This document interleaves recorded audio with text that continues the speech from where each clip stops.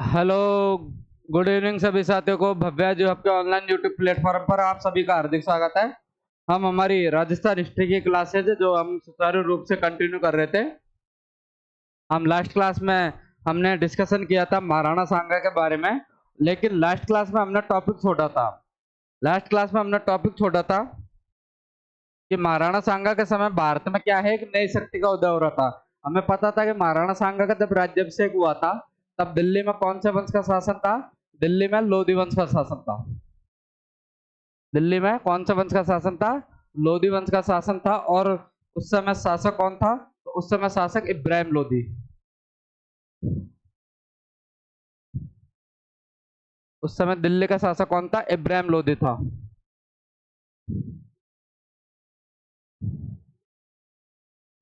जिसको महाराणा सांगा ने कौन कौन से युद्धों में? खातौली और बाड़ी। कौन से युद्धों में? खातौली और बाड़ी के युद्धों में महाराणा सांगा ने पराजित किया था। इब्राहिम लोधी के ऊपर एक भारी आक्रमणकारी जिसका क्या नाम है? बाबर है। जिसका क्या नाम है? बाबर है। कहां से आया था? वह काबुल से आया था। वह सीधा अटैक किसके ऊपर करता है? इब्राहिम लोधी के ऊपर अटैक करता है। और पानीपत का युद्ध, कौन सा युद्ध है? पानीपत के युद्ध में इब्राहिम लोधी को हरा देता है। कौन से युद्ध में? पानीपत के युद्ध में इब्राहिम लोधी को हरा देता है। और साथ के साथ में इस युद्ध के साथ के साथ में इब्राहिम लोधी इस युद्ध में मारा जाता है। लोधी वंश का दिल्ली से अंत होता है और दिल्ली से क्या है? संतलत काल भी खत्म हो गई है। इस युद्ध के बाद में भारत में एक नई शक्ति का उदय होता है। और उस नई शक्ति का नाम क्या है? उस नई शक्ति का नाम है मुगल। भारत में एक नई शक्ति का उदय होता है। उस नई शक्ति का क्या नाम है? उस नई शक्ति का नाम है मुगल। और भारत में इन मुगल वंश का संस्थापक किसको माना जाता है? तो भारत में मुगल वंश का संस्थापक माना जाता है बाबर को। भारत में मुगल वंश का संस्थापक किसको माना जाता है? बाबर को। और ये कहां पर अधिकार कर लेता है? दिल्ली और आगरा। कौन कौन से जगह पर अधिकार कर लेता है? दिल्ली प्लस आगरा पर क्या कर लेता है? यह अधिकार कर लेता है।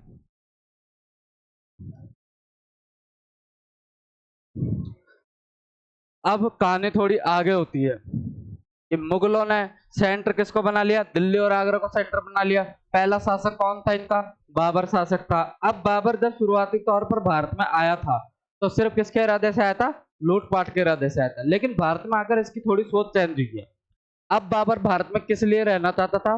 बाबर भारत में शासन करने के लिए रहना चाहता था। लेकिन शासन करने के लिए सबसे बड़ी समस्या ये थी कि बाबर को या तो इससे शक्तिशाली जो भी राष्ट्र हैं, जो भी देश या राजा हैं, उन सभी को अपने अधीन करना था।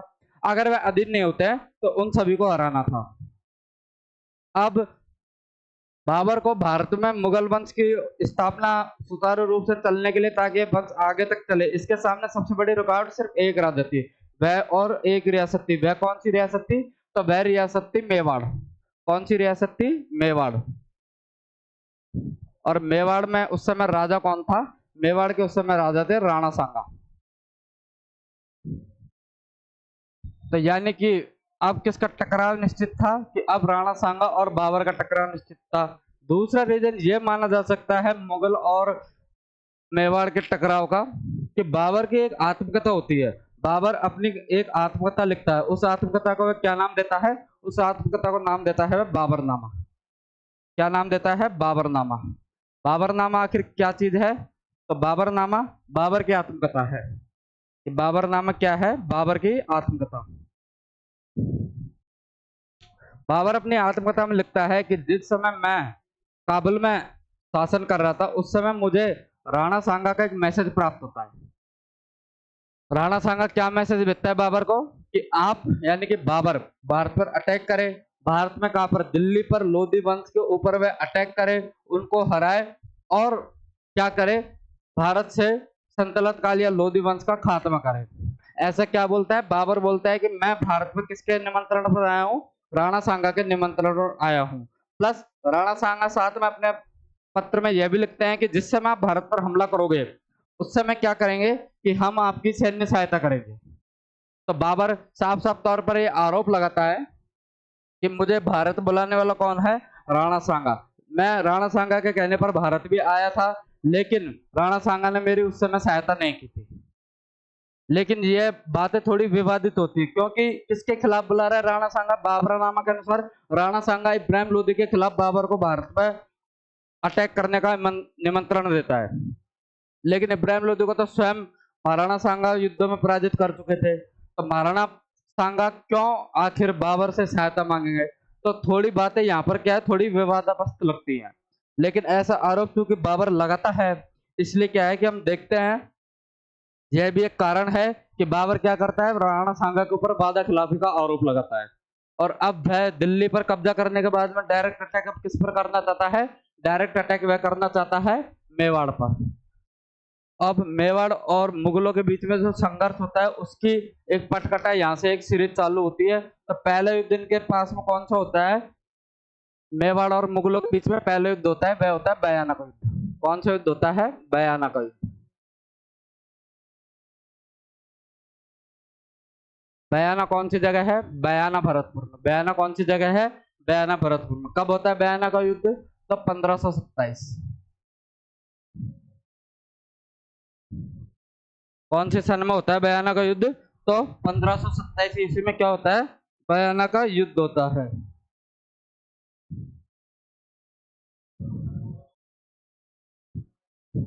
बयाना का युद्ध होता है। इस युद्ध में कौन कौन की सेना होती है? तो मुगल में कौन होते हैं? बाबर वर्सेज राणा सांगा। कौन कौन होता है इस युद्ध में? बाबर वर्सेज राणा सांगा। और बाबर का इस युद्ध में सेनापति होता है सुल्तान मिर्जा। कौन होता है बाबर का सेनापति? बाबर का सेनापति बयाना युद्ध में कौन होता है? सुल्तान मिर्जा। कौन होता है? सुल्तान मिर्जा। और एग्जैक्ट डेट अगर आपको ध्यान रखनी है तो यह युद्ध होता है फरवरी 1527 में। कब होता है? फरवरी 1527 में। किस किस के बीच में? बाबर वर्सेस राणा सांगा। और इस युद्ध में बाबर का सेनापति कौन होता है? तो बाबर का सेनापति होता है सुल्तान मिर्जा। इस युद्ध में बाबर का सेनापति होता है। फाइनली यह युद्ध कौन जीतता है? फाइनली यह युद्ध राणा सांगा जीतता है। कौन जीतता है यह युद्ध? राणा सांगा जीतता है। और इस युद्ध से रिलेटेड फैक्ट है कि एक मुरली नाम का कोई सैनिक था। क्या है? मुरली नाम का कोई सैनिक था। उससे महाराणा सांगा क्या छीन लेते हैं? सितार वाद्य यंत्र। कौन सा वाद्य यंत्र छीन लेते हैं? सितार वाद्य यंत्र। कौन से युद्ध में? बयाना युद्ध में। किन किन के बीच में होता है बयाना युद्ध? बाबर और राणा सांगा। किस किस के बीच में होता है? बाबर और राणा सांगा। बाबर का सेनापति कौन होता है इस युद्ध में? सुल्तान मिर्जा। इस युद्ध में बाबर का क्या होता है? सेनापति होता है। तो यह कौन सा युद्ध हुआ? यह बयाना युद्ध हुआ था। बयाना युद्ध में बाबर को लगता है कि राणा सांगा का क्या है? पड़ला भारी है। राणा सांगा कोई कमजोर योद्धा नहीं है कि उसको आसानी से जीता जा सके, जिस प्रकार मैंने क्या है इब्राहिम लोधी को जीता था। इसलिए वह राणा सांगा के खिलाफ अब अलग युद्ध पद्धति अपनाता है और वापस से फरवरी 1527 में बयाना युद्ध करते हैं। तो मार्च 1527 में क्या, जस्ट एक महीने बाद, कब? मार्च 1527 में वह एक और युद्ध की घोषणा कर देते हैं। बाबर द्वारा एक और युद्ध की घोषणा कर दी जाती है। कब? मार्च 1527 में। और एग्जैक्ट डेट क्या है? 17 मार्च 1527। कौन सी डेट है? 17 मार्च 1527। कौन सा युद्ध होता है उनके बीच में? विश्व प्रसिद्ध खानवा। कौन सा युद्ध होता है? खानवा का युद्ध। क्या होता है? खानवा का युद्ध। कब होता है? 17 मार्च 1527 को। किस किस के बीच में होता है खानवा का युद्ध में? तो राणा सांगा वर्सेज बाबर। वर्सेज बाबर। कौन सा युद्ध होता है? खानवा का युद्ध। किन किन के बीच में? राणा सांगा वर्सेज बाबर। डेट क्या होती है? 17 मार्च 1527। कौन सी डेट है? 17 मार्च 1527। लेकिन थोड़ा आपको ध्यान रखना है कि मेवाड़ में बाद में एक राइटर है। उन राइटर का क्या नाम है? कवि राजा श्यामल दास। राइटर का क्या नाम है? श्यामल दास। श्यामल दास की एक बुक है, उस बुक का क्या नाम है? वीर विनोद। श्यामल दास की एक बुक है, उस बुक का क्या नाम है? वीर विनोद। वीर विनोद के अनुसार खानवा युद्ध की डेट क्या है? 16 मार्च। खानवा युद्ध की क्या डेट है? 16 मार्च 1527। लेकिन ज्यादातर बुक या एनसीईआरटी या आरबीएससी की बात करें तो ज्यादातर में डेट क्या है? 17 मार्च। लेकिन आपको थोड़ा सा ये ध्यान रखना है कि वीर विनोद के अनुसार इस युद्ध की डेट क्या है? वीर विनोद के अनुसार इस युद्ध की डेट है 16 मार्च 1527। क्या है इस युद्ध की डेट? 16 मार्च 1527। अब बात करते हैं हम खानवा बैटल की। खानवा बैटल, बाबर बयाना युद्ध हारने के बाद में खार खाकर बैठा था और किसी भी कीमत पर क्या है, अब राणा सांगा को युद्ध में पराजित करना चाहता था। उधर से राणा सांगा भी यह बात जानता था कि बाबर को मैंने एक बार युद्ध में हरा दिया है, और अब वह अपनी पूरी शक्ति लगाकर मेरे ऊपर आक्रमण करेगा। इसलिए राणा सांगा और बाबर दोनों क्या है इस बार जोरदार तैयारी करते हैं, क्योंकि यह युद्ध जो खानवा का युद्ध था, यह इसको अपने जीवन मरण का प्रश्न बना लेते हैं दोनों राजा। तो वहां से राणा सांगा भी अपनी तैयारी करते हुए हैं और बाबर भी क्या है पूरे दम लगाकर अपनी तैयारी करते हुए हैं। क्या क्या तैयारी करते हैं, जैसे सबसे पहले बात करें बाबर की, तो बाबर क्या करता है, इस युद्ध को क्या कर देता है, जिहाद जिहाद घोषित करता है। किसकी घोषणा करता है, जिहाद। इस युद्ध को क्या करता है, जिहाद घोषित करता है। तो बाबर द्वारा क्या कर दी जाती है, जिहाद की घोषणा क्या कर दी जाती है, जिहाद की घोषणा कर दी जाती है। प्लस उन दिनों मुस्लिम व्यापारियों से एक कर लिया जाता था, कौन सा कर लिया जाता था, तमगा कर। कौन सा कर लिया जाता था, तमगा कर। किससे लिया जाता था, मुस्लिम व्यापारियों से।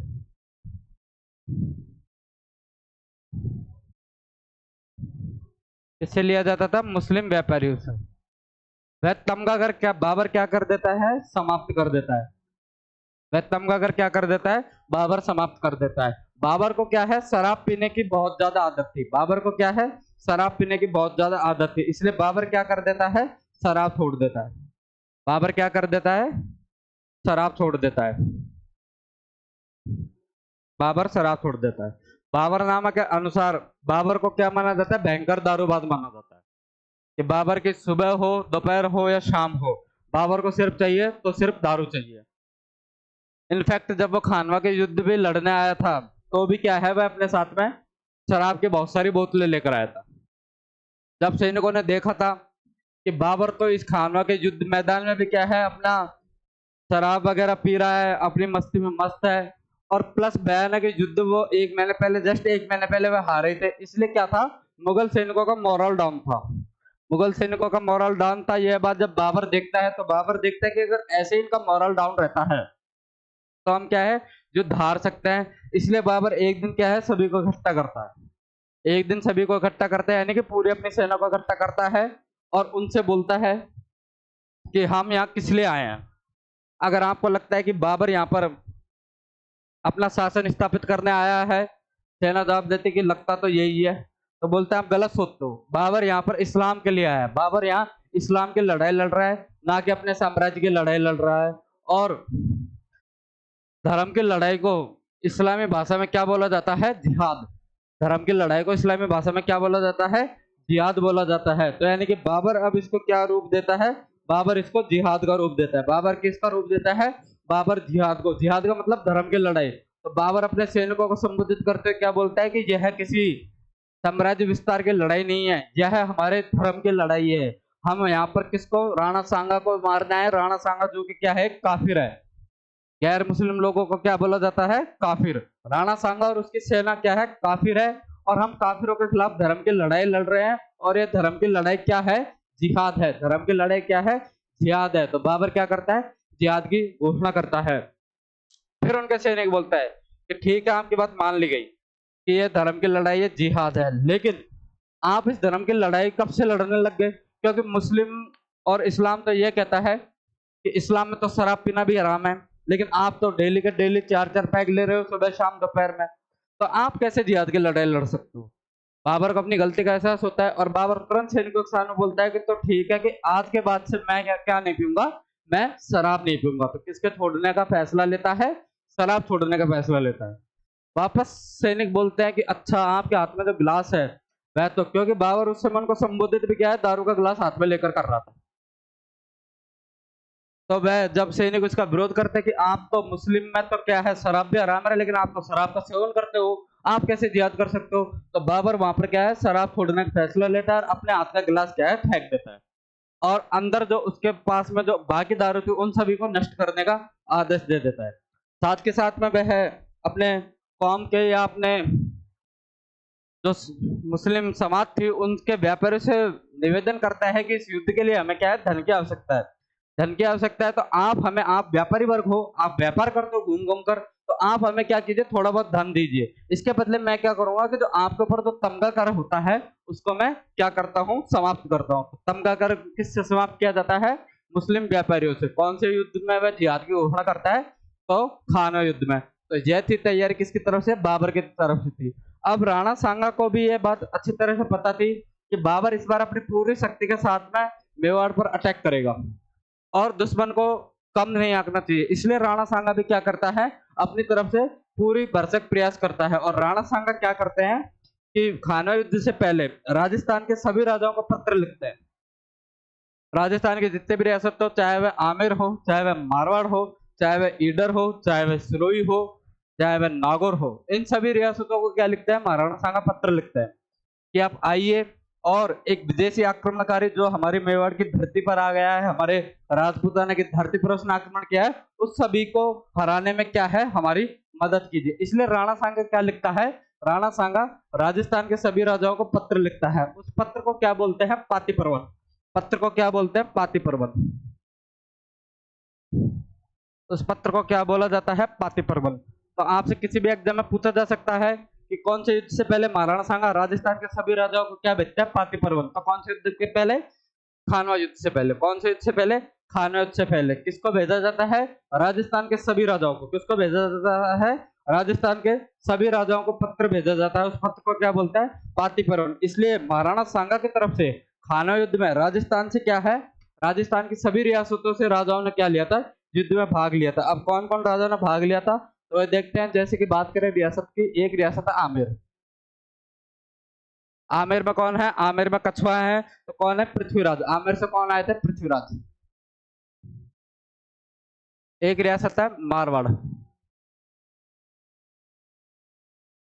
मारवाड़ से कौन आए थे, मालदेव। मारवाड़ से कौन आए थे, मालदेव। लेकिन राजा कौन थे, गांगेय।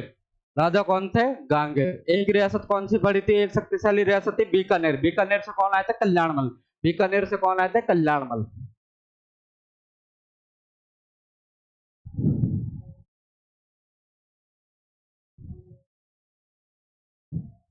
उस समय राजा कौन थे, जैतसी।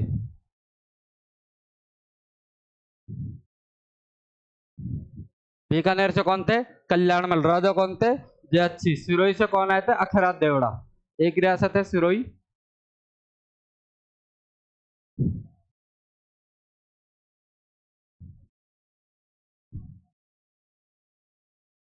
वहां से कौन आए थे, अखरात देवड़ा। सलमपुर से कौन थे, सलमपुर में कौन रहते हैं, सलमपुर में चुंडावत। तो उस समय सलमपुर का जो चुंडावत, सलमपुर के जो सामंत थे, उनका क्या नाम था, रतन सिंह चुंडावत। सलमपुर से कौन थे, रतन सिंह चुंडावत।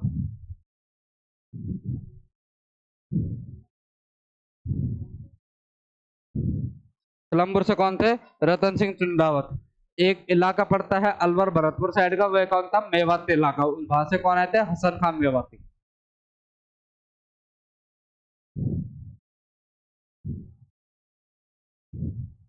वहां से कौन आए थे, हसन खान मेवाती वहां से आए थे। एक रियासत थी मेड़ता।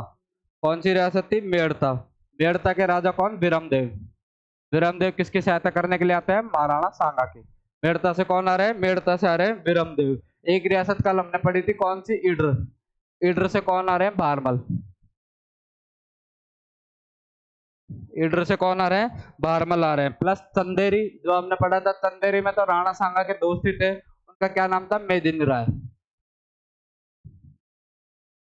चंदेरी से कौन थे, मेदिनी राय। एक रियासत है बागड़। बागड़ में कौन थे, उदय सिंह। बागड़ से कौन आए थे, उदय सिंह।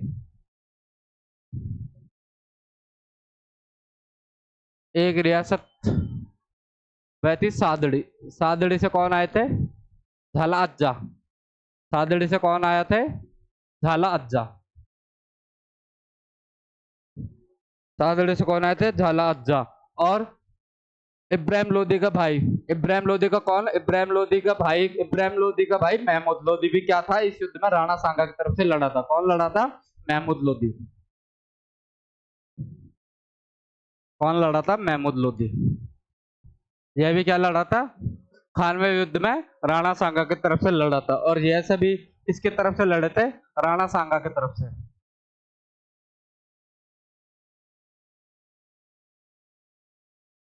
किसकी तरफ से लड़े थे, राणा सांगा की तरफ से। और राणा सांगा ने इन सबको क्या लिखा था, इन सबको क्या लिखा था, एक पत्र लिखा था। उस पत्र को क्या कहा गया है, उस पत्र को पाती पर्वन कहा गया है। कौन कौन राणा सांगा की सहायता के लिए युद्ध में आए थे, आमेर से पृथ्वीराज, मारवाड़ से मालदेव, बीकानेर से कल्याणमल, राजा कौन थे, जैत सिंह, सिरोही से अखरात देवड़ा, सलमपुर से रतन सिंह चुंडावत, मेवात से हसन खान मेवाती, ईडर से भारमल, चंदेरी से मेदिनी राय, बागड़ से उदय सिंह, सादड़ी से झाला अज्जा और महमूद लोधी, जो कि क्या थे, एक अफगान सरदार था, जो कि क्या थे, एक अफगान सरदार था। अब युद्ध के मैदान में यहाँ पर तो बाबर की सेना और यहाँ पर राणा सांगा की सेना। यहाँ पर तो कौन है, राणा सांगा की सेना और यहाँ पर बाबर की सेना। कौन सा मैदान है ये, खानवा का मैदान। कौन सा मैदान है, कौन सा युद्ध है, खानवा का युद्ध है। बाबर अपनी सेना के साथ में यहाँ पर अकेला खड़ा हुआ है, लेकिन राणा सांगा की सेना में थोड़ी दिक्कतें थी। सेना में क्या दिक्कत थी कि जैसे कि मैंने आपको बताया था कि राजस्थान की विभिन्न रियासतों के राजा यहाँ पर क्या आए थे, अपनी अपनी सेना के साथ में राणा सांगा की सहायता करने के लिए आए थे। अब जब वे सेना के टुकड़े में खड़े हुए थे तो कुछ इस प्रकार थे कि जैसे यहाँ पर तो मारवाड़ की सेना खड़ी है, यहाँ पर आमेर की सेना खड़ी है, यहाँ पर मेवाड़ की सेना खड़ी है। इस प्रकार क्या है, वे अलग अलग हिस्सों में बटे हुए थे। मारवाड़ की सेना की दिक्कत वह सिर्फ मारवाड़ के राजकुमार का ऑर्डर फॉलो करे। आमेर की सेना की यह दिक्कत कि वह आमेर के राजा का ऑर्डर फॉलो करे। दूसरी बात यह थी कि जो राजपूतों की जो युद्ध पद्धति थी, राजपूत किससे लड़ते थे, ज्यादातर तलवार। ज्यादातर राजपूतों के पास हथियार क्या थे, तलवार थे, भाले थे और हाथी। और क्या थे, हाथी थे। उन सभी के बावजूद ये जो तलवार और भाले थे ये कैसे थे, भारी। क्या थी, भारी तलवार और भारी भाले, यानी कि हथियार क्या थे, भारी हथियार थे, जिनको चलाने में क्या होती है, ज्यादा ताकत की जरूरत होती है। उसके मुकाबले बाबर की सेना के पास में क्या थे, बाबर की सेना के पास में हल्के हथियार थे। बाबर की सेना के पास में क्या थे, हल्के हथियार थे। और राणा सांगा की सेना के पास में क्या थे, राणा सांगा की सेना के पास में भारी हथियार थे। राणा सांगा की सेना के पास में क्या थे, भारी हथियार। दूसरी बात ये थी कि राजपूत योद्धा क्या है, युद्धों के नियमों को मानते थे। ये युद्ध की भावना से युद्ध लड़ते थे, जबकि बाबर था उसको सिर्फ मतलब जीतने से था, चाहे वह छल से हो या कपट से जीता जाए। और राजपूत योद्धा थे वह अपनी पुरानी युद्ध पद्धति से लड़ते थे कि एक सैनिक है उसके ऊपर एक ही हमला करेगा, पीठ दिखाकर हम भागेंगे नहीं। जबकि बाबर इसका उलट था, बाबर था कि दुश्मन कोई भी हो उसके ऊपर चाहे एक मारा या 10 मारे, बस दुश्मन को खत्म किया जाए, और अगर जरूरत पड़ी है तो पीठ दिखाकर भागा भी जाए। तो बाबर का और मुगलों का यह सीन था और राजपूतों का यह सीन था। दूसरी बात यह थी कि राजपूतों के पास में युद्ध की वही पुरानी पद्धति तलवार और भाले थे, जबकि बाबर के पास में क्या थे, तोप खाना था। बाबर को क्या है, एक नया आधुनिक हथियार लेकर आया था, तोप खाना, यानी कि तोपे। तो बाबर ने अपनी सेना के सामने क्या है, यहाँ पर तोपे सजाई हुई थी, जिनसे क्या है, राजपूत योद्धा अनजान थे, जिनसे क्या है, राजपूत योद्धा अनजान थे, क्योंकि राजपूतों ने अब तक आमने सामने की लड़ाई लड़ी, लेकिन बाबर इस बार कुछ एक नया हथियार लेकर आया था। क्या थी वह, तोपे थी। यानी कि बाबर ने किसका प्रयोग किया था, तोप खाने का प्रयोग इस युद्ध में किया था। प्लस एक युद्ध पद्धति, कौन सी है, तुलगमा युद्ध पद्धति। कौन सी युद्ध पद्धति का प्रयोग किया था, तुलगमा युद्ध पद्धति। तुलगमा युद्ध पद्धति का किसने प्रयोग किया था, बाबर ने इस युद्ध में प्रयोग किया था। अब ये तुलगमा युद्ध पद्धति होती क्या है, तुलगमा युद्ध पद्धति होती है कि बाबर ने क्या था कि जो ये सेना, जो खानवे युद्ध में बाबर की जो ये सेना थी, इसके पीछे एक और सेना छोड़ी हुई थी, किसके लिए, बैकअप के लिए, ताकि इस सेना का पटला जैसे भारी बढ़े यह इनकी सहायता के लिए तुरंत वहां पर पहुंच जाए। और बाबर ने क्या है, राजपूत योद्धा जो सिर्फ सामने से अटैक करते थे, जबकि बाबर ने अपने आक्रमण की दिशा चेंज की थी। बाबर की सेना, कुछ सेना का भाग तो आगे से आक्रमण कर रहा है, कुछ सेना का भाग में यहां से आक्रमण कर रहा है, कुछ सेना का भाग यहां से आक्रमण कर रहा है, यानी कि तीनों तरफ से घेर कर क्या है, आक्रमण किया गया। तीनों तरफ से किस पर, राणा सांगा की सेना पर आक्रमण किया गया, जबकि राजपूत योद्धा क्या थे, सिर्फ सामने आक्रमण कर रहे थे। इसलिए इनकी सेना में क्या है, एक कंफ्यूजन हो गया। जैसे ही आक्रमण शुरू हुआ एक कंफ्यूजन हो गया, क्योंकि यहाँ से आग के गोले बरसे सेना के ऊपर, जो कि राजपूत योद्धाओं के लिए क्या थे, नया हथियार था, जिनकी इनके पास में कोई तोड़ नहीं थी, राजपूतों के पास में उसकी कोई तोड़ नहीं थी। दूसरे राजपूत जो सीधे युद्ध करे, वह कुछ राजपूत इस साइड डाइवर्ट हो गए, कुछ राजपूत इस साइड डाइवर्ट हो गए, कुछ राजपूत सीधे युद्ध करते, इसलिए सेना भी क्या है, तितर बितर हो गई थी। युद्ध शुरू होते राणा सांगा की सेना क्या हो जाती है, यहाँ पर तितर बितर हो जाती है। और दूसरी सबसे बड़ी गलती ये करते हैं कि जब राणा सांगा इन सब चीजों को देखते हैं, वह देखते हैं कि हाँ मेरी सेना का क्या है, थोड़ा मनोबल डाउन है, कि वह इन तोपों के डर से गुजर रही है। प्लस दूसरी बात क्या है कि राजपूत सैनिक अपनी सेना में ज्यादातर किसका प्रयोग करते थे? हाथियों का। ज्यादातर किसका प्रयोग करते थे? हाथियों का। अब हाथियों ने जब तोपों की आवाजें सुनी और वे आग के गोले देखे थे, तो क्या है, हाथी खुद उन आवाज, उन धमाकों को सुनकर हाथी पागल हो गए थे और वे सेना में इधर उधर दौड़ने लग गए थे। और जब हाथी इधर उधर दौड़ेंगे तो यह क्या है, ये राणा सांगा की सेना को ही क्या करने लग गए थे? अपने पैरों तले कुचलने लग गए थे। तो क्या है, हाथियों से भी थोड़ा बहुत राणा सांगा को दिक्कतों का सामना इस युद्ध में करना पड़ा था। तो यह सभी कारण थे कि राणा सांगा का युद्ध शुरू होते क्या है, पटला कमजोर होता है। जब राणा सांगा इन चीजों को, इन सभी चीजों को देखता है कि इस सभी नई युद्ध तकनीकों की वजह से, नए हथियारों की वजह से मेरी सेना का मनोबल डाउन है, तो राणा सांगा अपनी सेना का मनोबल बढ़ाने के लिए क्या करते हैं? युद्ध के बीचों बीच में चले जाते हैं। युद्ध के क्या है, बीचों बीच में राणा सांगा पहुंच जाते हैं। जैसे बाबर ये देखता है कि स्वयं राणा सांगा युद्ध के बीचों बीच आता है, तो बाबर क्या करता है, अपने तीरंदाजों को सीधी कमांड देता है कि सब चीज छोड़ो, आपको सीधा टारगेट किसके ऊपर किया जाए? आप सीधा टारगेट राणा सांगा के ऊपर किया जाए। सीधा टारगेट किसके ऊपर किया जाए? राणा सांगा के ऊपर किया जाए। इसलिए मुगल सेना अब सीधा डायरेक्ट टारगेट किसको करने लग गई थी? मुगल सेना डायरेक्ट टारगेट अब राणा सांगा को करने लग गई थी। दूसरी ये थी कि राणा सांगा की सेना धीरे धीरे कमजोर हो रही थी। कि जैसे यहाँ पे मान लीजिए मारवाड़ की सेना, अगर राव मालदेव घायल हो गए थे तो मारवाड़ की सेना युद्ध से आउट हो गई। आमेर की सेना में से आमेर के राजा घायल हो गए तो आमेर की सेना युद्ध में आउट हो गई थी। प्लस राणा सांगा बीचों बीच युद्ध भूमि में पहुंच चुके थे, इसलिए अब सीधा अटैक मुगल सेना का कौन था? राणा सांगा था। इस दौरान कोई एक तीर राणा सांगा के आकर लगता है और इस युद्ध में क्या हो जाता है? राणा सांगा घायल हो जाता है। जैसे ही बाकी के मेवाड़ सरदार राणा सांगा को देखते हैं कि राणा सांगा इस युद्ध में घायल हो गए हैं, तो राम मालदेव, कल्याण मालदेव द्वारा क्या किया जाता है? युद्ध भूमि से राणा सांगा को बाहर निकाल लिया जाता है।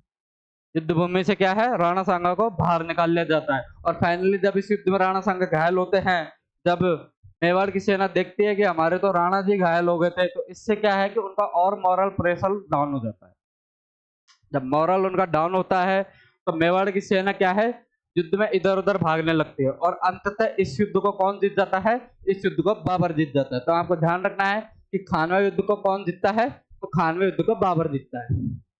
खानवा युद्ध को कौन जीतता है? बाबर जीतता है। किस कारण से खानवा युद्ध को जीता जाता है बाबर द्वारा? क्योंकि बाबर ने हल्के हथियार, तोपखाना और तुलगमा युद्ध पद्धति का क्या किया था? इस युद्ध के दौरान में प्रयोग किया था। इस युद्ध के दौरान में क्या किया था? प्रयोग किया था। जब राणा सांगा घायल हो जाते हैं और उन्हें युद्ध भूमि से निकाला जाता है, तो युद्ध का जो नेतृत्व है, क्योंकि सांगा क्या हो जाता है, सांगा घायल हो जाता है, इसलिए युद्ध से बाहर हो जाता है। अब इसलिए अब युद्ध का जो नेतृत्व है वह कौन कर रहे हैं? झाला अज्जा। युद्ध का नेतृत्व कौन कर रहे हैं? झाला अज्जा। कहाँ के थे? झाला अज्जा सादड़ी के। झाला अज्जा कहाँ के सामंत थे? सादड़ी के सामंत। कौन थे? झाला अज्जा। हमने देखा था कि राणा सांगा की तरफ से कौन कौन से लड़ने आए थे, तो सादड़ी से कौन लड़ने आए थे? झाला अज्जा। सादड़ी से कौन लड़ने आए थे? झाला अज्जा, जो महाराणा सांगा के घायल होने के बाद में क्या करते हैं? युद्ध का नेतृत्व करते हैं। तो युद्ध का नेतृत्व महाराणा सांगा के घायल होने के बाद में किनके द्वारा किया जाता है? तो झाला अज्जा द्वारा क्या किया जाता है? उनका युद्ध का नेतृत्व किया जाता है। और फाइनली इस युद्ध का विजेता कौन होता है? इस युद्ध का विजेता होता है बाबर। इस युद्ध का विजेता कौन होता है? बाबर। और बाबर इस युद्ध को जीतने के बाद में किसकी उपाधि धारण करता है? गाजी। किसकी उपाधि धारण करता है? गाजी की उपाधि। किसकी उपाधि धारण करता है? गाजी की उपाधि धारण करता है। अब दूसरी बात करें कि खानवा का युद्ध, जो कि मेवाड़ हार चुका था, राणा सांगा युद्ध भूमि में घायल हो चुके थे, इसलिए राणा सांगा के साथियों ने क्या है? युद्ध भूमि से बाहर ले गए थे। अब युद्ध भूमि से कहां बाहर ले गए थे? तो अपने क्या है, दौसा में एक जगह पड़ती है, उस जगह का क्या नाम है? बसवा। दौसा में एक जगह पड़ती है, उस जगह का क्या नाम है? बसवा। वहां पर क्या किया था? महाराणा सांगा का इलाज किया था, प्राथमिक उपचार। क्योंकि युद्ध भूमि से निकलकर उनको क्या लेकर गए थे? बसवा लेके गए थे। उनके बाद में महाराणा सांगा जब थोड़े स्वस्थ होते हैं तो कहाँ चल जाते हैं? यूपी। कौन सी जगह चल जाते हैं? यूपी। यूपी में भी कहां पर? इरिच। यूपी में भी कौन से स्थान पर? इरिच नामक स्थान पर क्या है?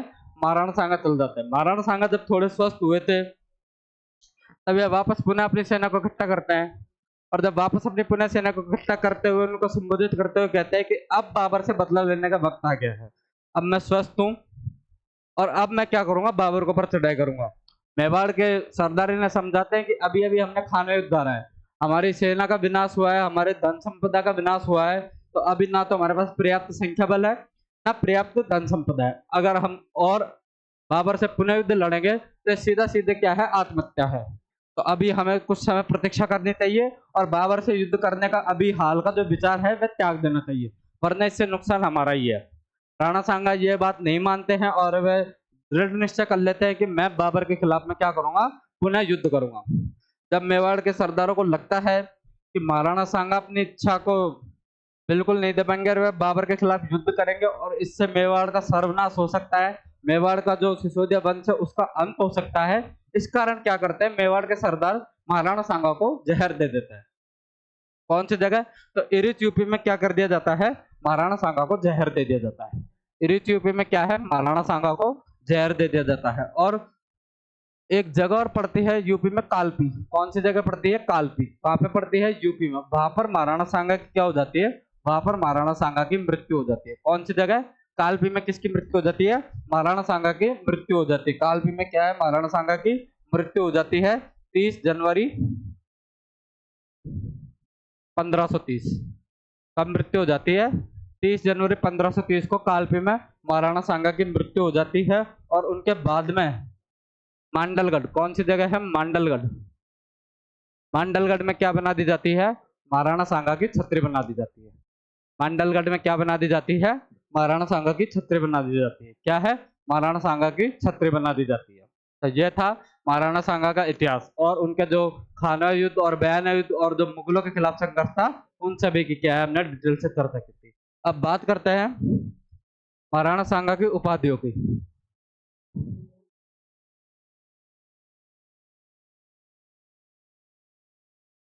बात करते हैं महाराणा सांगा की कौन कौन सी उपाधि थी। महाराणा सांगा की उपाधि थी, एक तो इसने सभी राजस्थान के सभी राजाओं को एक जगह इकट्ठा किया था, इसलिए इसको क्या बोलते हैं, हिंदू राजा या हिंदूपत। क्या बोलते हैं, हिंदू राजा या हिंदूपत। दूसरी, मैंने आपको बताया था कि महाराणा सांगा के शरीर पर कुल कितने घाव थे, कुल 80 घाव थे। इनकी एक आंख नहीं थी, एक हाथ नहीं था और एक पैर नहीं था। दूर से देखने पर ऐसे लगते थे कि कोई क्या है, अर्धसैनिक है। क्या है, कोई सैनिक है जो कि क्या है, आधे शरीर के साथ में युद्ध भूमि पर आ गया है, इसलिए इसको क्या बोलते हैं, सैनिकों का भग्नावेश। इसलिए इनको क्या बोला जाता है, सैनिकों का भग्नावेश। क्या बोला जाता है, सैनिकों का भग्नावेश।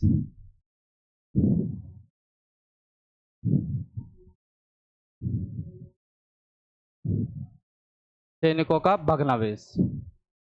तो यह क्या थी, यह महाराणा सांगा की उपाधि थी और इनके शरीर पर कुल कितने घाव थे, तो कुल 80 घाव थे। कितने घाव थे, कुल 80 घाव थे। और दूसरी बात हमने एक बुक की थी कि हमने एक बुक की बात की थी, किसकी, बाबरनामा। कौन सी बुक की बात की थी, बाबरनामा। किसने लिखी थी, बाबर ने। क्या थी बाबरनामा, तो बाबरनामा क्या थी, बाबर की आत्मकथा थी। और जब बाबर अपनी आत्मकथा लिखते हैं तो उसमें क्या करते हैं, महाराणा सांगा का जिक्र करते हैं। तो बाबरनामा के अनुसार सांगा के दरबार में, बाबरनामा के अनुसार राणा सांगा के दरबार में क्या थे, 7 तो राजा रहते थे। कितने राजा रहते थे सांगा के दरबार में, 7 राजा, 9 राव और 104 सरदार। कितने राजा, 7 राजा, 9 राव और 104 सरदार किसके दरबार में रहते थे, महाराणा सांगा के दरबार में रहते थे। बाबरनामा में बाबर लिखता है कि महाराणा सांगा इतने बड़े राजा थे कि इनके दरबार में हमेशा 7 राजा, 9 राव और 104 सरदार हमेशा सिर झुकाए खड़े रहते थे। तो कौन प्रशंसा करता है बाबरनामा में, बाबर किनकी प्रशंसा करते हैं, राणा सांगा की प्रशंसा करता है। और राणा सांगा के दरबार में कितने राजा, 7 राजा, 9 राव और 104 सरदारों को होना कौन बताता है, बाबरनामा। ये हमें क्या देती है, ये बाबरनामा हमें जानकारी देती है। इनके अलावा हम बात करें महाराणा सांगा के बारे में तो देखते हैं महाराणा सांगा जी के पुत्र क्या है, महाराणा सांगा जी के पुत्र। एक पुत्र जो इनका ज्येष्ठ पुत्र था उनका नाम था भोजराज। एक पुत्र का क्या नाम था, विक्रमादित्य। और एक पुत्र का क्या नाम था, उदय सिंह।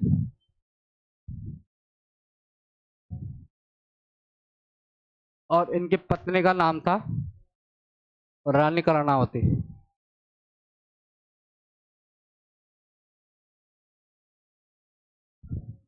क्या नाम था? रानी कर्णावती। और पुत्र कौन कौन थे? तो पुत्रों के नाम थे बोधराज, विक्रमादित्य और उदय सिंह। क्या क्या नाम थे? बोधराज, उदय सिंह और विक्रमादित्य, और क्या है? उदय सिंह। और एक और पुत्र था इनका, उनका नाम था रतन सिंह। एक और पुत्र था इनका, उनका क्या नाम था? रतन सिंह। अब देखते हैं, एक एक के बारे में पढ़ते हैं। भोजराज जी जो थे वे क्या थे? महाराणा सांगा के सबसे ज्येष्ठ पुत्र थे। और भोजराज जी की शादी किनसे हुई थी? भक्त शिरोमणि मीराबाई से। इनकी शादी किससे हुई थी? भक्त शिरोमणि मीराबाई से। मीराबाई जी से क्या थी? इनकी शादी हुई थी। लेकिन अल्पायु में क्या हो जाता है? भोजराज जी का निधन हो जाता है। अल्पायु में क्या हो जाता है? भोजराज जी का निधन हो जाता है। और जिस समय राणा सांगा की मृत्यु हुई थी, तो उस समय सबसे ज्येष्ठ पुत्र कौन थे भोजराज जी के बाद में? तो वह थे रतन सिंह जी। कौन थे? रतन सिंह जी। तो इसलिए अब महाराणा सांगा की मृत्यु के बाद में अगले राजा कौन बनेंगे? तो अगले राजा बनेंगे रतन सिंह।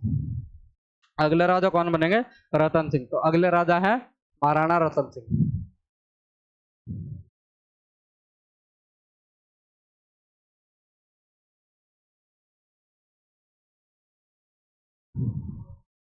अगले राजा है महाराणा रतन सिंह, जो कि राणा सांगा के बाद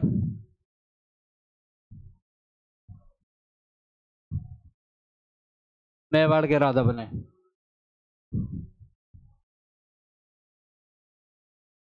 राणा सांगा के बाद में क्या बने थे? मेवाड़ के राजा बने थे। इनका विवाद हो गया था एक बार रतन सिंह जी के शासनकाल में। इनका विवाद किसके साथ में हुआ था? बूंदी के साथ में। क्या हुआ था? बूंदी के साथ विवाद। और बूंदी के साथ जब इनका विवाद होता है, तो बूंदी के उस समय के राजा कौन थे? तो बूंदी के राजा थे सूरजमल। बूंदी के राजा कौन थे? बूंदी के राजा थे सूरजमल। बूंदी के राजा कौन थे? सूरजमल।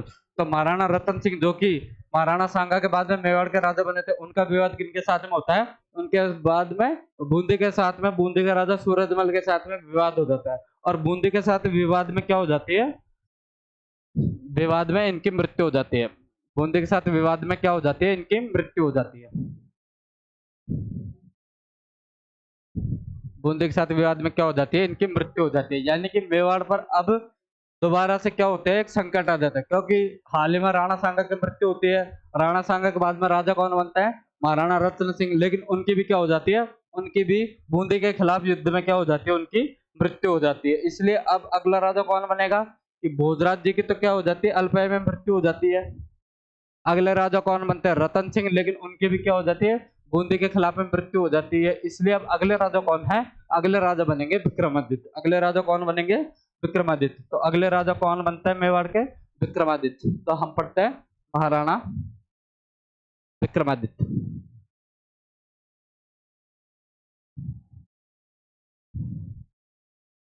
क्या पढ़ते हैं? महाराणा विक्रमादित्य। महाराणा विक्रमादित्य जब राजा बनते हैं, तो इनकी संरक्षिका बनाया था इनकी माँ को। इनकी माँ यानी कि राणा सांगा की पत्नी कौन थी? रानी कर्णावती। कौन थी? रानी कर्णावती। रानी कर्णावती को क्या बनाया था? इनकी संरक्षिका बनाया गया था।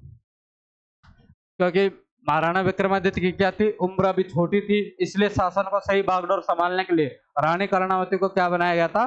महाराणा विक्रमादित्य की संरक्षिका बनाया गया था। जिस समय महाराणा विक्रमादित्य राजा बने मेवाड़ के, उस समय मेवाड़ की स्थिति बहुत कमजोर थी, क्योंकि मेवाड़ के बहुत महत्वपूर्ण योद्धा जो खान युद्ध में मारे जा चुके थे, उनके बाद में राणा सांगा की मृत्यु और उनके बाद में रतन सिंह की मृत्यु ने मेवाड़ के ऊपर दोहरी मार दी थी। इस कारण क्या था? मेवाड़ की सेना थोड़ी कमजोर हो गई थी और मेवाड़ की स्थिति थोड़ी कमजोर हो गई थी। इस कमजोरी का लाभ, जब कोई एक बड़ी शक्तिशाली रियासत कमजोर होती है, तो इस कमजोरी का लाभ क्या है? आसपास की रियासतें उठाती हैं। वैसे ठीक वैसे ही मेवाड़ का विवाद किसके साथ में शुरू से चलता आ रहा है? मालवा और गुजरात के साथ में। तो गुजरात में उस समय कौन था? गुजरात में उस समय बहादुर शाह नाम का राजा था। गुजरात का राजा उस समय कौन था? गुजरात का राजा था बहादुर शाह। गुजरात में कौन राजा था? बहादुर शाह। बहादुर शाह मेवाड़ की इस स्थिति का क्या उठाता है? लाभ उठाता है। गुजरात के बहादुर शाह क्या है? इस स्थिति का लाभ उठाते हैं और 1533 में क्या करते हैं? मेवाड़ पर आक्रमण कर देते हैं। गुजरात के बहादुर शाह कब करते हैं? 1533 में मेवाड़ पर आक्रमण। 1533 में क्या है? मेवाड़ पर आक्रमण करता है।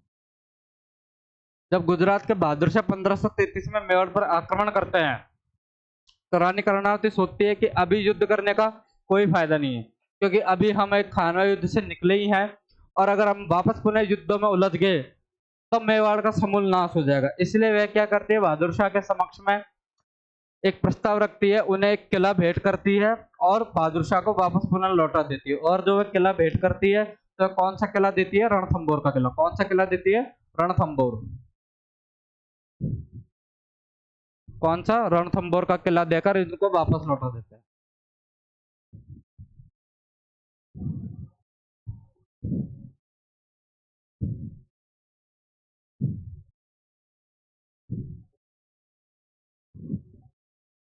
रणथंभौर का किला देकर रानी कर्णावती ने वापस लौटा दिया।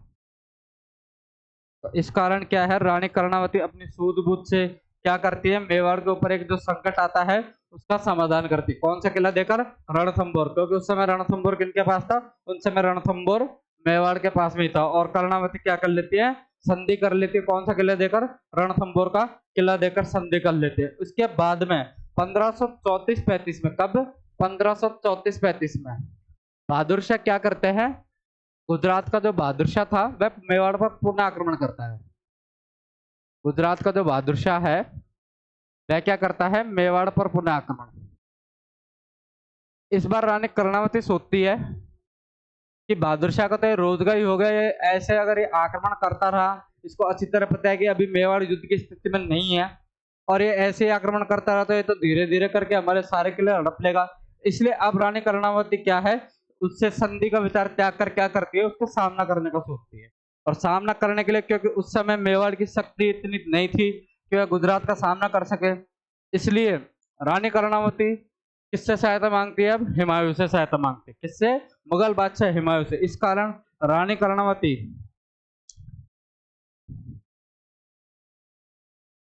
कर्णावती सहायता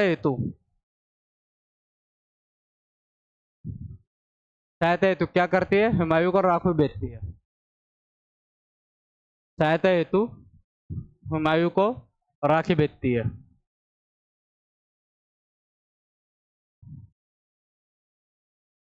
क्या करती है, हुमायूं को राखी भेजती है। कौन भेजती है, रानी कर्णावती। किसके खिलाफ, बहादुर शाह के खिलाफ सहायता प्राप्त करने के लिए क्या करती है, रानी कर्णावती हुमायूं को राखी भेजती है। लेकिन जब हुमायूं को राखी भेजी जाती है तो क्या है, हुमायूं की तरफ से कोई संतुष्टि भरा कोई जवाब नहीं आता है।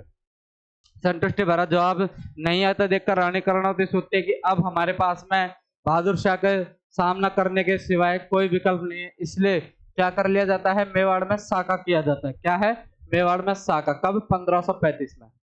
कब, 1535 में क्या होता है, मेवाड़ का द्वितीय साका।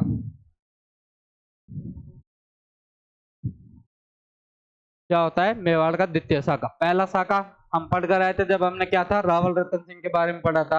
अब हम पढ़ रहे हैं मेवाड़ का द्वितीय साका। साका में मैंने आपको बताया था दो चीजें होती है। साका में क्या होती है, दो चीजें होती है। एक तो होता है जौहर और एक होता है केसरिया।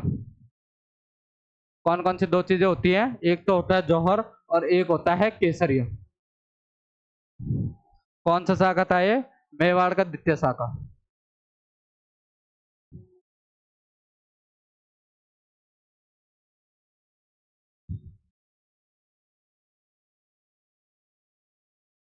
कौन सा साका था, मेवाड़ का द्वितीय साका। और साके में क्या होती है, दो चीजें होती है। एक तो होता है जौहर और एक होता है केसरिया। इसमें यहाँ पर जौहर का जो नेतृत्व है वह किसने किया था, रानी कर्णावती। किसने किया था, रानी कर्णावती ने।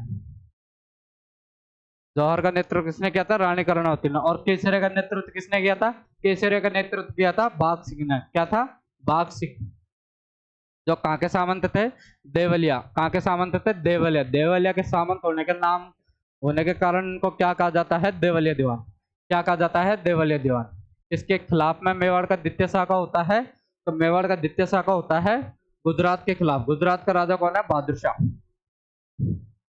गुजरात के बहादुर शाह के खिलाफ क्या होता है, मेवाड़ का द्वितीय शाखा होता है, जिसमें जौहर कौन करती है, रानी कर्णावती। और केसरिया कौन करते हैं, बाघ सिंह, जो इनको किस नाम से जाना जाता है, देवलिया दीवान के नाम से इनको जाना जाता है। इस जौहर, इस केसरिया की अगर हमें कहीं से जानकारी प्राप्त होती है तब वह जानकारी हमें कहाँ से प्राप्त होती है, तो आपको यह भी ध्यान रखना है कि मेवाड़ के द्वितीय शाखा की जानकारी कहाँ से प्राप्त होती है? तो पुरताम्रपत्र।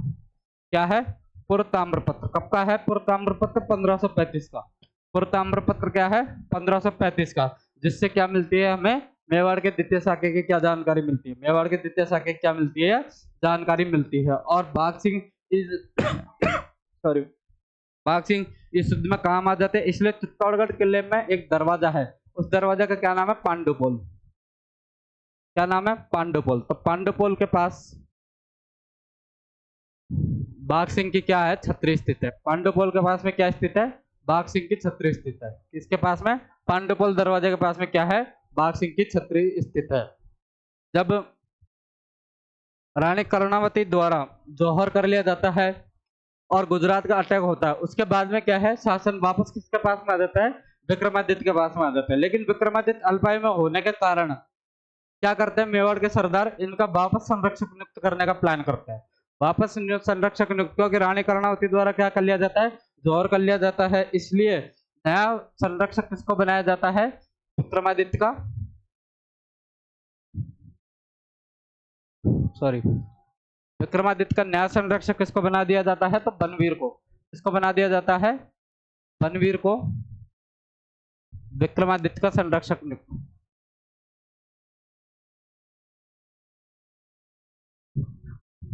विक्रमादित्य का संरक्षक नियुक्त किया जाता है। विक्रमादित्य को क्या किया जाता है? बनवीर को विक्रमादित्य का संरक्षक नियुक्त किया जाता है। अब यह बनवीर कौन था? तो बनवीर उडना राजकुमार पृथ्वीराज हम पढ़कर आए थे, जो महाराणा सांगा के भाई थे। कौन थे? उडना राजकुमार, फ्लाइंग प्रिंस उडना राजकुमार पृथ्वीराज। उनकी एक दासी थी, उनका पुत्र था। उडना राजकुमार पृथ्वीराज की दासी का बेटा कौन था? बनवीर था। उडना राजकुमार पृथ्वीराज की दासी का बेटा कौन? बनवीर, जिसको क्या कर दिया जाता है? विक्रमादित्य का संरक्षक नियुक्त कर दिया जाता है।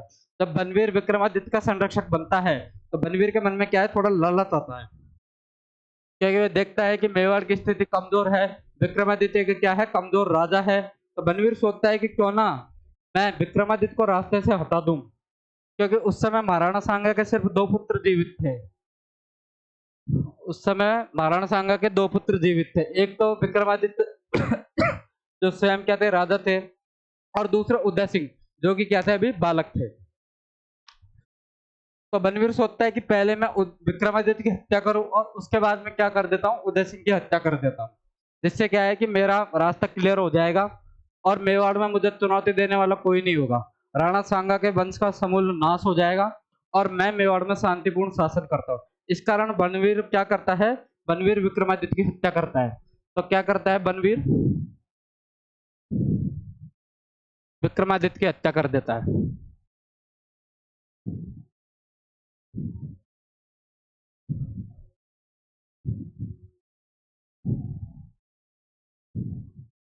बनवीर क्या करता है? विक्रमादित्य की हत्या करता है। जब मेवाड़ सरदार को ये पता लगती है बात कि बनवीर ने किसकी हत्या कर दी है? विक्रमादित्य की हत्या कर दी है, और अब वह किसकी हत्या करना चाहता है? तो अब वह छोटे राजकुमार उदय सिंह की हत्या करना चाहता है। और उस समय उदय सिंह का जो पालन पोषण कर रही थी वह एक दाई माँ थी, उनका नाम था पन्ना दाई। क्या नाम था? पन्ना दाई, जो क्या थी? विक्रमादित्य की एक दाई माँ थी। कि पहले राजाओं के पुत्रों को संभालने के लिए क्या होती थी? एक दाई माँ होती थी।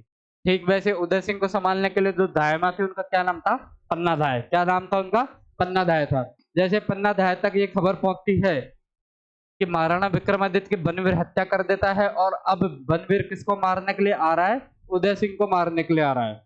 वह एक असहाय निर्बल महिला पन्ना दाई, जो जानती थी कि मैं बनवीर का सामना नहीं कर सकती, और अगर मैंने बनवीर का सामना किया तो पहले बनवीर मुझे मारेगा, उसके बाद में राजकुमार उदय सिंह को भी मारेगा। इसलिए वह अपने दिल पर पत्थर रखकर वह स्वामी भक्त महिला, जो हम सभी के लिए प्रातस्मरणीय है, वह स्वामी भक्त महिला अपने स्वामी राणा सांगा के आखिरी वंशज महाराणा उदय सिंह को बचाने के लिए महाराणा उदय सिंह के वस्त्र बदलती है। किसके साथ में? अपने पुत्र चंदन के साथ में। पन्ना धाय के जो पुत्र था उनका क्या नाम था? चंदन। तो पन्ना धाय क्या करती है उदय सिंह की रक्षा के लिए? उदय सिंह की जगह पर क्या है? अपने पुत्र चंदन को लिटा देती है और दोनों के कपड़े बदल देती है। चंदन को वह राजकुमार जैसे कपड़े पहना देती है और राजकुमार उदय सिंह को वह अपने पुत्र चंदन के कपड़े पहनाती है। जब बनवीर खून से सनी तलवार लेकर पन्नाधाय के कक्ष में घुसता है और सीधा पन्नाधाय को देखकर बोलता है कि राजकुमार उदय सिंह कहाँ पे है, तो वह लेटे हुए अपने पुत्र चंदन की तरफ इशारा करते हुए कहती है कि राजकुमार उदय सिंह यहाँ पर है।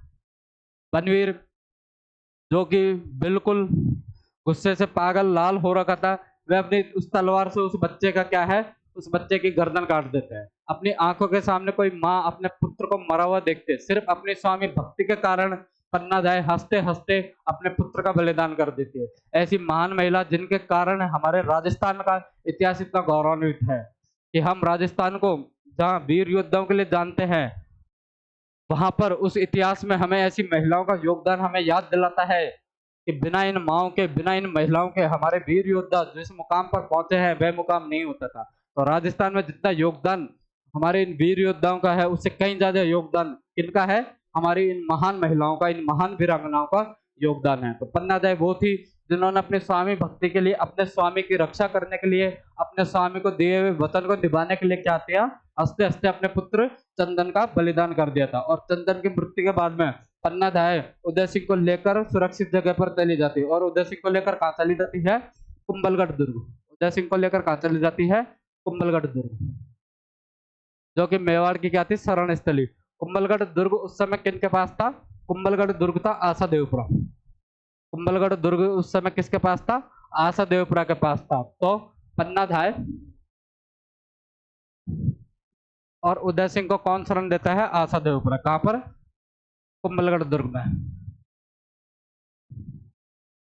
कहां पर, कुंभलगढ़ दुर्ग में आशा देवपुरा और पन्नाधाय को, सॉरी, उदय सिंह और पन्नाधाय को कौन शरण देता है, आशा देवपुरा। तो ये कहानी थी किसकी, पन्नाधाय और चंदन की। इसलिए अब हम अगला राजा पढ़ेंगे, वह पढ़ेंगे हम महाराणा उदय सिंह। अगला राजा कौन पढ़ेंगे, महाराणा उदय सिंह।